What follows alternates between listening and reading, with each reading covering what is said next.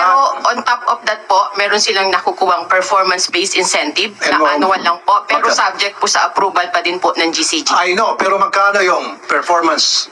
Variable po yung amount. Magkano yung average? I think yung last ko pong recall, baka a little above 1 million lang po. Oh, sorry.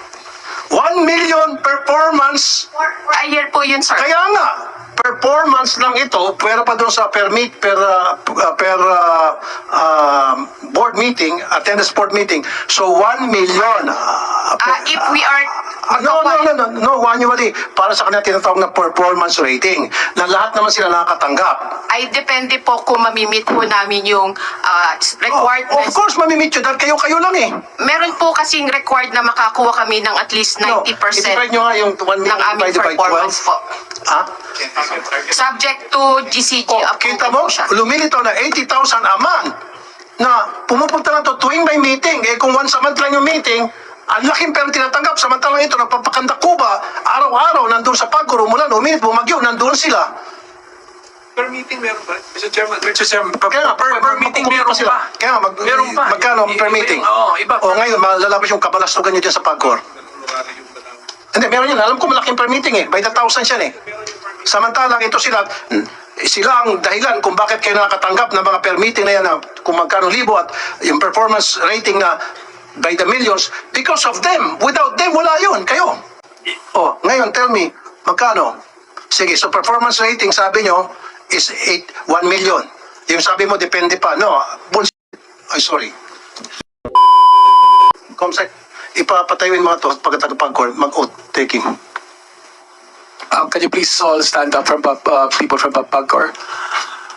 Can you raise your right hand? Pati witness, of course. Do you swear to tell the whole truth and nothing but the truth in this committee hearing? Thank you. Okay, Mr. Sharon Quintanilla, yung sweldo ng board sigun sa pag merong board meeting. Meron pong allowed na amount lang po per meeting po nilang Kaya, magkano yung kanilang allowed per meeting? balikan ko lang po kayo, kukunin ko lang po yung exact amount. Ilang minuto? Saglit lang po, sir.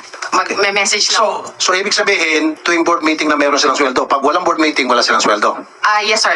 On top of that, wala po silang ibang nakukuha.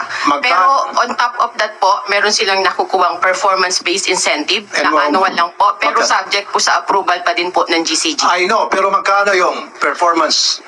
Variable po yung amount. Magkano yung average? I think yung last ko pong recall, baka a little above 1 million lang po. Oh, tangina. Ay, sorry. 1 million performance. For a year po yun, sir. Kaya nga, performance lang ito, pero pa doon sa permit per board meeting, attendance board meeting. So 1 million. If we are... No, annually. Para sa kanila tinatawag na performance rating, na lahat naman sila nakakatanggap. Ay depende po kung mamimit po namin yung requirements. Of course, mamimit yun, dahil kayo lang eh.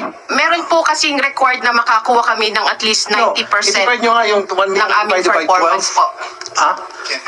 Subject to GCG Kita approval mo, po siya. lumilito na 80,000 a month na pumupunta na to tuwing may meeting. Eh kung once a month lang yung meeting, ang laking pera tinatanggap. Samantalang ito, nagpapakanda Cuba, araw-araw, nandun sa Pagcor, umulan, uminit, bumagyo, nandun sila. Per meeting meron pa? Mr. Chairman, Kaya per meeting meron pa. Kaya nga, Meron pa. magkano per meeting? Oo, iba. O ngayon, malalabas yung kabalastugan nyo dyan sa Pagcor. Hindi, meron yan. Alam ko malaking per meeting eh. By the thousands yan eh. Samantalang ito sila ang dahilan kung bakit kayo nakakatanggap ng mga per meeting na yan na kung magkano libo at yung performance rating na by the millions because of them. Without them, wala yun. Kayo. Diba? Oh, ngayon, tell me, magkano? Sige, so performance rating, sabi nyo, is 1 million. Yung sabi mo, depende pa. No, bullshit. Ay, sorry. Hindi ako maniniwala. Kayo dyan, pwede kayo maglutuan. Kayo sabihin, ikaw 1 million performance rating, ikaw 1.5. Ikaw, kunya 500, pare naman, pag 500. 1 million na rin ako. O sige, 1 million ka na rin. Kayo lang dyan eh. Pag nagmi-meeting kayo, hindi naman in public unless you will make it in public. Sige. I-open ko yung wanted sa radyo ko ng programa. Mag-board meeting kayo. Nainig ng buong Pilipinas. Para malaman natin na wala kayong lokohan. Or at least, gawin yung public. Sige. Hindi naman national security yan, di ba? Oh, kailangan dapat open to the public yung inyong board meeting. Para malaman namin kung ano yung mga pinag-usapan nyo dyan. O magkano po, Ma'am Quintanilla, magkano ang, so okay na tayo doon, average daw, Senator Coco, 1 million annual performance rating ng isang board member. Ngayon, 1 million. Bukod sa 1 million, meron pa yung per attendance ng board meeting. How much? Magka magsinungaling, taking ka, mahirap makulong sa baba. You are the VP of Finance. Dapat alam mo na ito noon pa. Grabe ka naman, ma'am. You came here not prepared. Dapat, ma'am, Meron bilang po kasi finance, amount per meeting and then may maximum pong amount na kahit lumagpas po yung ilang meeting, may cap po siya. So just to be sure po, okay. kukunin ko po yung data po. So, gusto ko magkano yung natatanggap average per ilang bang meeting sa isang buwan? Ilang board meeting sa isang buwan? Weekly po, merong pong... 4. Wow. Eto na. Magkakabulgara na. 4 times a week. A month. Okay. Ang tanong, magkano per board meeting? Ako, hulaan ko. 50,000 per board meeting yan. 200,000 a month. 50, hintay na. Pero ako hulaan to. 50,000 yan per board meeting a month. Napapatawa ka. Kung sa SSS ka, mas mataas pa. Eh, kayo pa kaya? Eh, sa mga SSS, hindi lang 60,000 pata sa SSS board members. O kayo sa PAGCOR, mas malaki kasi sugal kayo eh, pera kayo eh. Yes, Mr. Alvarez. Ang alam po namin ay twice a week sila nagbi-meeting. Hindi, sabi niya 4 times a week daw eh. 4 times a month. Twice a week sa week. Kaya, Twice a week. So 8 times. opo. Oo. Yun ang alam po namin. O, 2 times. Naku. Milyones kada buwan ang kinikita ng mga to. Mr. Chair, 2 times a week. lang po talaga. Ha? Once a week lang po talaga. Okay. Sir, pa-clarify na lang po. Kasi hindi po kami nagkakamali. Tuwing Tuesday, may execom po na nangyayari. And then kapag Thursday naman po, board meeting. So, alam po namin. Sa Execom, nandun yung mga board members. Yes po. O, twice a week. Hindi ko kasi board meeting yon. That's executive committee. Pero may bayad pag umatin sila ng executive committee. Meron yun, imposible walang bayad. Of course, compensated sila. Come on, pati ba naman ako lulukuhin nyo? May honorarium yun. Ang lagay, itong mga board, members, pupunta sa PAGCOR para sa executive com na wala silang pakonsuelo. Meron yun. So, Sir, if I may answer na po. 70 million. 1,000 kasi 9,000 plus benefits of Okay. So, mamaya to si Chairman. So for every EXCOM meeting po, 24,000 po yung gross na per time. Pero inaman po, maximum... Ito, 24 per executive execom. Yes po, but So that's for 4 times. Mamaya. So, yun naman. 48 lang po kasi naka-maximum po siya ng 48 inaman. So, 48 in a month. Doon sa execom. Yes, doon po. sa board meeting. Ayan sa board po sir, 40K per board with maximum of 80K per month. Okay, sige. 80 plus 48. So, 128 po. 128 ang per month ng isang board member. Plus, yung 1 million a year, so, i-divide mo yan sa 12, 80,000. So, equals to 200,000 a month ang sweldo ng mga board members ninyo. Kahit na ito'y bago lang pasok, ka-appoint lang, na most of them were accommodations, na walang ka-experience tungkol sa pagsusugal, walang experience sa gaming, pinabili na ng suka dyan, sa sari-sari store, at nakita ng padrino, stali ka rito, pasok ka sa PAGCOR, pinasok, and yet tatanggap ng 208,000, samantalang ito, sila, 27 years, 12 years, below minimum wage. Hindi ba kabalastugan yan? At kayo dyan sa board, ang nagde-decide pala. Kayo nang papakasasa sa pera na pinagpapaguran nila. Hindi ba kabalastugan yan? Sir, if I may answer din po, yun po kasing compensation ni PAGCOR ay hindi po kami allowed na basta nagtataas. Subject po siya sa review at approval ng GCG and Anong board? other than the board po, plus meron pa din po tayong final na approval na kukunin sa Office of the President po. Kaya nga po, pero upon the recommendation of the board, kung ano yung rekomenda nyo, papayag naman siguro ang Office of the President, hindi naman sabihin ng Office of the President, hindi, below minimum wage na lang habang buhay yung mga tagapagkor. It is you sa board na gagawa ng recommendation, kung yung tamang recommendation, para sa inyong mga empleyado. Pag sinabi nyo sa Presidente, Mr. President, gusto namin every year tataas yung sweldo ng ating mga empleyado at dapat hindi sila minimum wage, kundi dapat up to the industry standard ang dapat sweldo nila. And of course, sasabihin ng Office of the President, alam mo sabihin ng Office of the President, masyado malaki yan. Kailangan apihin natin yung mga empleyado nyo, gawin natin 12,000 lang, 15,000 lang, kahit 37 years, wala akong pakialam. Meron ba ganun klaseng Presidente pag-iisip? Wala. Kayo lang dyan sa board. If I may answer din po din, we tried requesting din po yung mag-request, but since nagkaroon po ng possible implementation po ng CPCS, as far as I could recall po, meron pong unang CPCS na EO203 na na-defer po siya and eventually naging EO150. Ma'am! So every time po, No, stop, shut up, sorry. Kayo po dyan sa board, pag nagkaroon kayo ng mga board meeting, pwede kayo magpasa ng board resolution na para itong mga below minimum wage earners ninyo na pagkatagal-tagal na, tulungan nyo na mapaganda naman yung kanilang kalagayan at mapaayos yung kanilang sweldo dahil wala sa tama. And then you would submit that board resolution ninyo kung saan pamahain siya ng gobyerno kasama Office of the President, and I'm sure maaprobahan yan. Nasa inyo mag-uumpisa yan. Kaya nga po, naghihintay po kami na magkaroon ng authority to implement po sa PAGCOR noong pong CPCS o yung pong sinasabi ko kaninang EO150 po. Pero kayo ho ba ay nagbigay na ng recommendation, nagpasa ng recommendation? Kasi napakababa na po, for so many years pala, ilang administrasyon nang lumipas, hanggang ngayon, na iwan ng panahon, below minimum wage pa rin sila. Meron bang gumawa sa inyo, man lang, gano'ng katagal na po kayo sa PAGCOR? Mag 30 years na po. Magkano pong sweldo nyo? Ang basic pay ko po ay around 50K lang po. Bito. Ba't mo nilalang 50K? Malaki yan. Kumpara sa 12,000. Malayo. Siyempre, marami ka pang benefits. Diba? For all I know, baka mamaya, meron pang on the side kay chairman o whatever.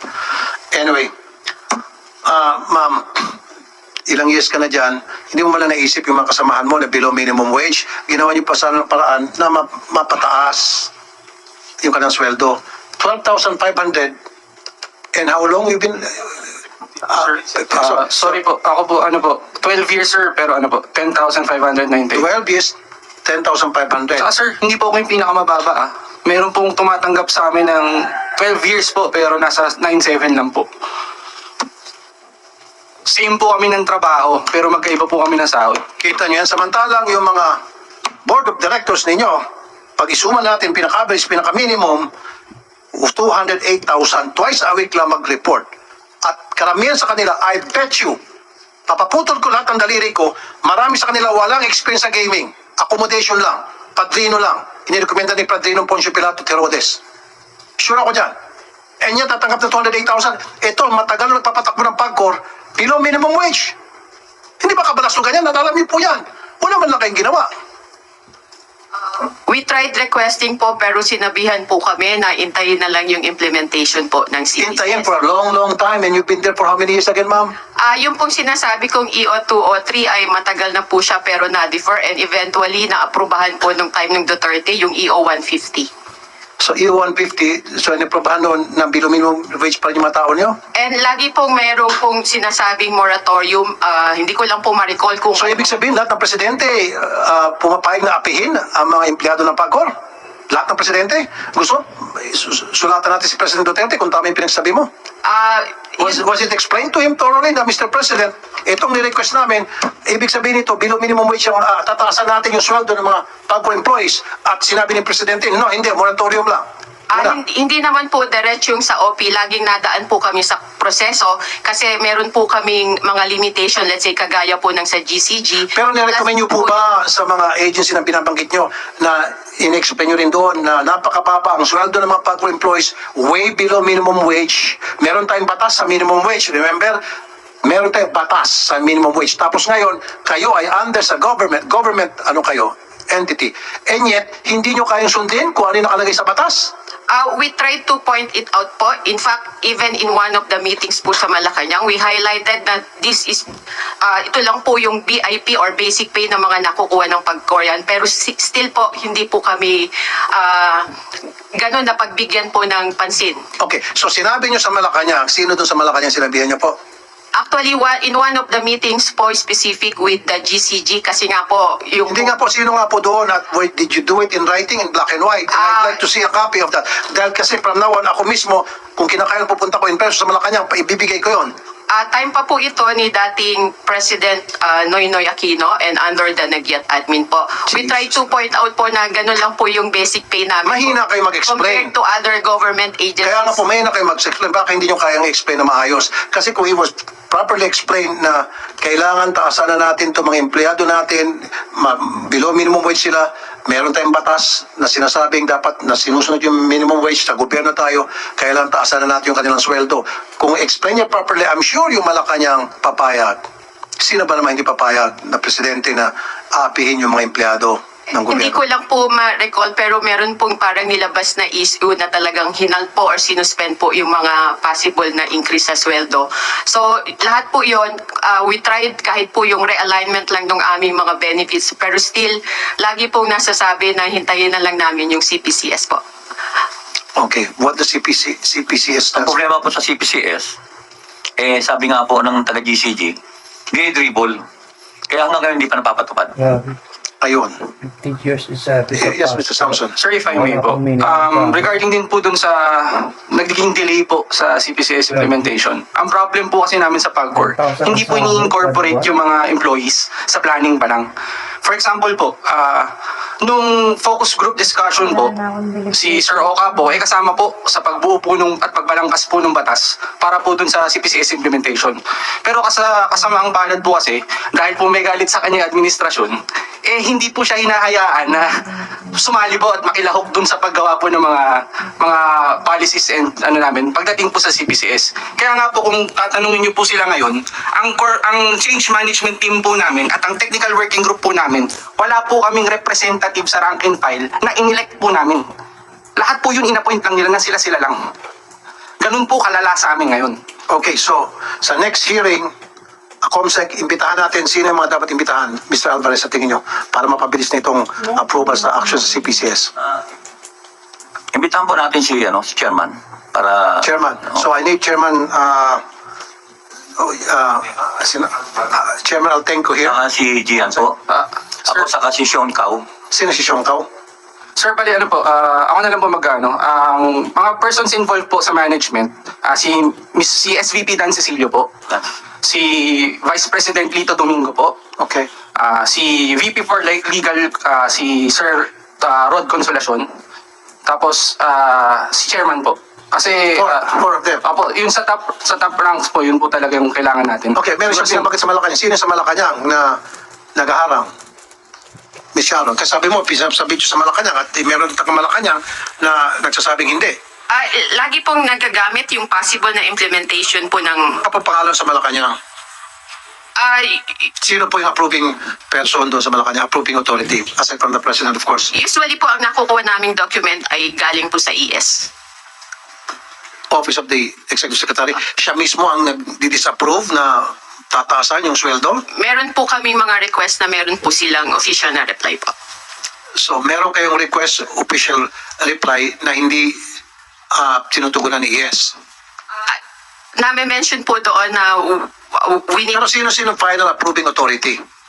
Are you saying ES? based on document, yun po yung nakita ko po. Siguro, COMSEC, we can invite a representative from the Executive Secretary's office for this. At saka yung binanggit yung apat na Nagko po sa invitation ang chairman po ng GCG, GCG. si Attorney Marcos, Okay. COMSEC, isama natin sa invitation. chairman po ng GCG, para malaman po natin, maliwanagan natin kung ano pong status ng CPCS Yes. namin sa... So, ulitin po natin, nakikinig yung COMSEC, GCG, Opo. okay. Tapos, si Chairman Altenco, okay. Senior Vice President Daniel Cecilio, Daniel Sicilion, Senior SVP ng PAGCOR. Vice President for Human Resources, Angelito Domingo, I'm sorry po. Vice President for Human Resources Department, HR po, ang Angelito Domingo. Angelito Domingo, okay. And then yung ano po, Vice President po nila for Legal Counsel po, Legal Department po, si Sir Roderick Consolacion. Wala dito, konsolasyon. Okay, so sa next hearing, all these people will be here, they will be invited para matapos na itong problema. Go ahead po, Mr. Samson. Sir, balikan ko lang po, since ang naging initial issue naman po natin is yung pagkaka-determine po na redundant po kami, di ba? Sir, dineclare po nila kaming redundant effective February 18. Final po yun. Parang dinesisyonan na po nila kami. Pag sinabi yung redundant, what does it mean? Ang nakalagay po kasi sa letter, nandito po, dala ko po pala.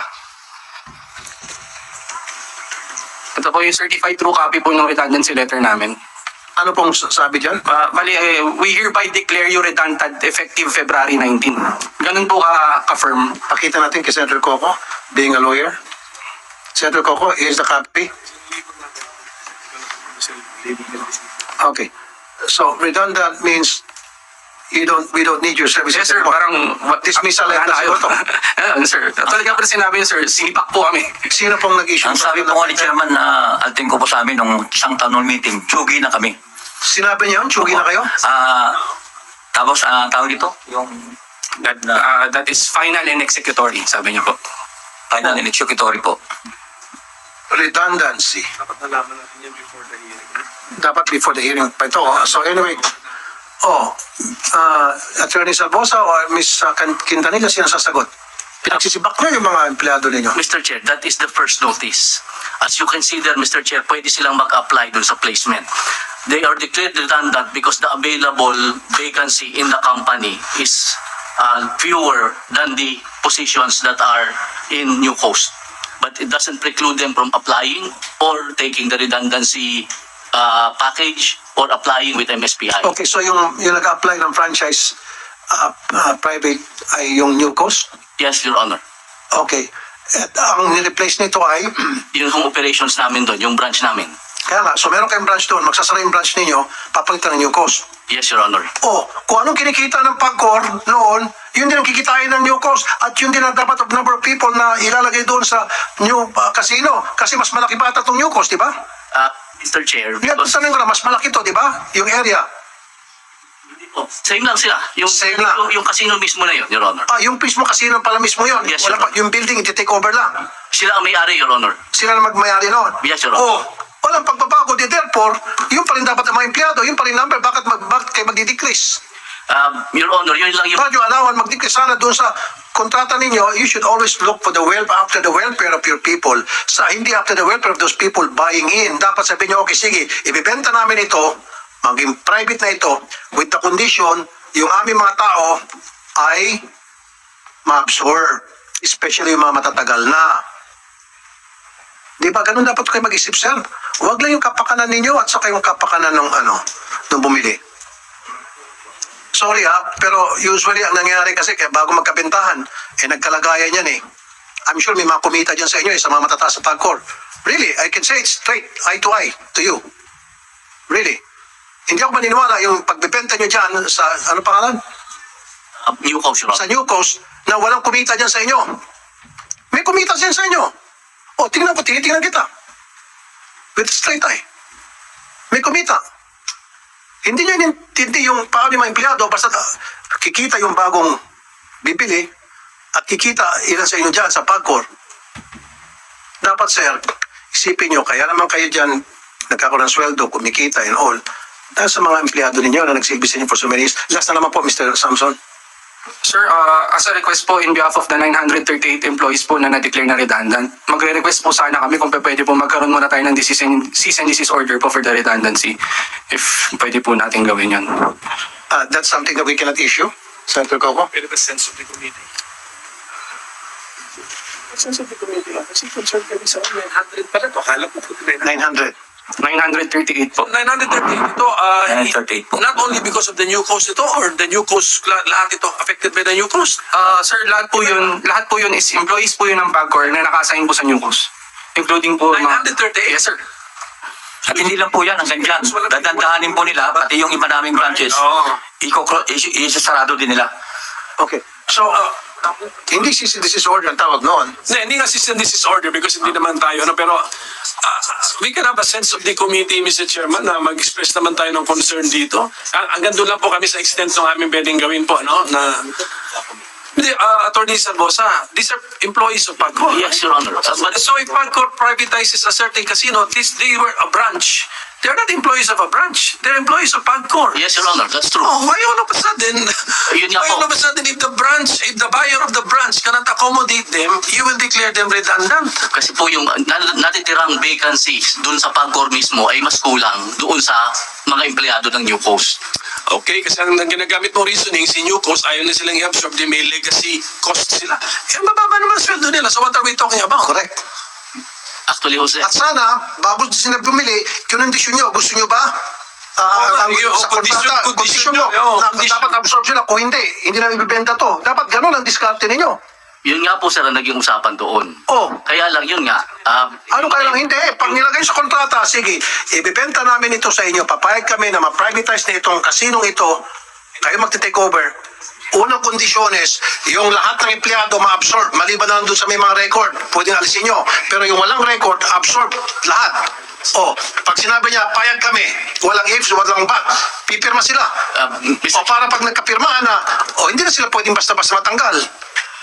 Hindi sir eh. Hindi sir. Hindi nyo tingnan yung kapakanan ng inyong mga empleyado. Tingnan nyo kapakanan nung bumili, nung pagbenta nyo at kapakanan ninyo, ilan dyan sa inyo sa PAGCOR na kumita.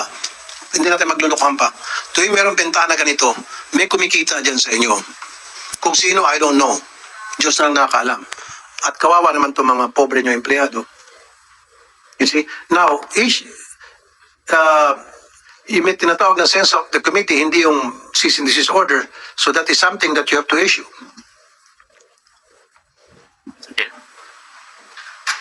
Yung tinatawag na sense of the committee. Yes, sir. So we, the senators pala, will vote on the issuance of the sense of the committee. At kapag napag-agrihan namin to, then status quo, walang matatanggal sa kanila. I cannot guarantee that, Your Honor. I'm not in the position to guarantee that. Well, then makukontem kayo. Ganon. I cannot answer for Kaya nga alam mo nangyari dito kasi kabalastugan yung ginawa nyo eh. Hindi yung tinang kapakanan ng mga empleyado ninyo eh. Sana bago kayo nakipag-enter into agreement with this company, who's the owner of New Coast? International Entertainment Corporation po, Hong Kong base. International Entertainment Corporation. Entertainment Corporation. Sino may-ari? Si Sir Howard Ho po yata. Howard Ho? International Entertainment, ano po? Entertainment Corporation. International Entertainment Corporation. Oh, Hong Kong base po. Hong Kong may may-ari si... Howard Ho po yata, sir. Sino nagdala sa Pilipinas? Of course, may representative sa Pilipinas siya. Yun nga, sir. Hindi po namin nakita sino po yung Filipino counterpart na. I need the name of that person. Provide it to us. Okay. Sino yung Pilipino dito na partner nito? Sir, kasi yung naging problema nga po yun, hiningi po namin yung requirements such as the PL, the MOA, the contracts. Hiningi po namin yun during the town hall, pero hindi po nila binigay Kaya sa nga, amin. this Pwede time, po basahin po itong ano? listen po. This time, Mr. Salvosa, The board gusto ko po i-provide nyo sa susunod na hearing yung pong MOA, yung contract ninyo with Entertainment Corporation. Of course, I need the names of these owners and then yung representative nila dito sa Pilipinas. Provide us with those documents. Yes, Mr. Chair. And magkano lahat nabentahan ba o plano pa lang ibibenta? Hindi ko binibenta. Walang Okay, benta. anyway, plano pa lang. And we need to see the MOA. Meron palang MOA, talaga ibibenta na yan. Nagkaroon ng MOA eh. Hindi ko benta. Lisensya ko ang binigay sa kanila. Kaya nga, ang susunod na niyan, mabibenta na. Binigyan niya ng lisensya. Why would you give a license to someone na wala kayong intensyon na bibigyan sila ng ng operations? Wala ko kami ibibenta. Kanila ho yung property. Kaya nga, parang gano'n na, binenta nyo sa kanila, yung sila na mag-ooperate, sila na magti-take over sa inyo pag-ooperate. Kung magkano yung revenue na kinikita ng PAGCOR on that particular site, ang casino na yan, sila na mapupunta sa kanila. Pareho lang yun, pinaikot mo lang ako eh. Go ahead po, Mr. Alvarez. Hingi ko sana, hingi rin po ng ng board of directors na nag-meet sila at kung sino yung nagdesisyon na ibenta. Na yung At pangalawa, yung pong dating kontrata po ng between MSPI and PAGCOR bago nagkaroon ng provisional license. Importante po yung makikita natin. Ano po, S? Ha? Ano po? MSPI po, Marina MSPI? ano yan? Marina Sands Property Incorporated. Marina Squares po. Marina Squares Property Incorporated. Marina Square. Bakit kailangan niyo po ng contract na? Nagkaroon po ng dati, may contract po yan, nagkaroon ng renew. Yung gusto po, ilabas po nila kung magkano yung kontrata ng renewable, kung kailan mo matatapos. Sir, Yun po kasi malaman. explain ko lang po paano. Before po kasi mag-turnover po, na binigyan sila, nag-grant sila ng provisionary license, ang agreement po ni PAGCOR and ni MSPI o yung new coast po na pinagtatrabaho namin is proponent type of business po. So meron po yung kontrata na kung hanggang kailan po matatapos yung proponent type po na yun. Yung kontrata po na yun ang kailangan po nila ipakita. Okay, Kung ganito kailan dapat sir. natapos yun. Kasi baka buti tayo hanggang madaling araw dito. Kasi every time meron kang bagong questions. Why don't you write down all your questions para sa susunod na hearing, yun yung ibabato natin sa kanila. Huwag yung pabalik-balik tayo. May tanong ako, balik ka, tanong, balik. So, kasi bigla lang to sinalang. Sana, bago to nasalang sila, prepare na lahat ng mga questions. So, sulat mo lahat ng mga questions mo, lahat ng mga hinayin nyo para susunod na hearing na pinatawag natin sila. Nandito na sila lahat. May Pasensya na po, Senator, kasi ngayon lang kami nakatin ng hearing. First time po. And salamat po sa opportunity, Senator. So, request was invited to submit their position papers to this committee, SB number 26-1. Yeah. So, i-submit nyo po lahat ng mga questions ninyo. Opo. And kayo dyan sa PAGCOR, alam mo, nag-init ang ulo ko sa inyo. Pasensya na. Not you guys personally, hindi naman kayo members ng board. Ito members ng board. Nagagawa-gawa sila ng board resolution na hindi iniisip yung kapakanan ng mga tao. Dapat, bago kayo yung mga taga-board, yung members ng board, iniisip din kapakanan ng mga empleyado. Of course, isipin yung operations ng PAGCOR. Paano kumita? Paano makapagbigay ng share sa gobyerno sa income ng PAGCOR. Of course, kasama yan. Pero dapat kasama din yung mga tauhan ninyo. Because sila naman yung nasa likod ng pagpapalago ng PAGCOR. Sila nasa likod para kumita yung PAGCOR. Ma-reach yung target and etc. Hindi yung puro lang kayo ang kumikita. Ano dito? 10,500. Tapos si Sir, 16,500 po. 15,500. Below minimum po yan. Ma'am Sharon, Attorney Arnold. Below minimum. Kahit sabihin natin basic, that's below minimum. You see? Napapakanda ko ba sila sa PAGCOR, sa casino? And yet, ito mga board members ninyo kapapasok lang at karamihan sa kanila accommodation lamang dahil may padrino sila, tumulong sa eleksyon, etc. Tatanggap ng 208,000 minimum kada buwan. Walang ginagawa kung hindi ang gagamitin nila tenga nila at konting laway to a meeting. Bingo.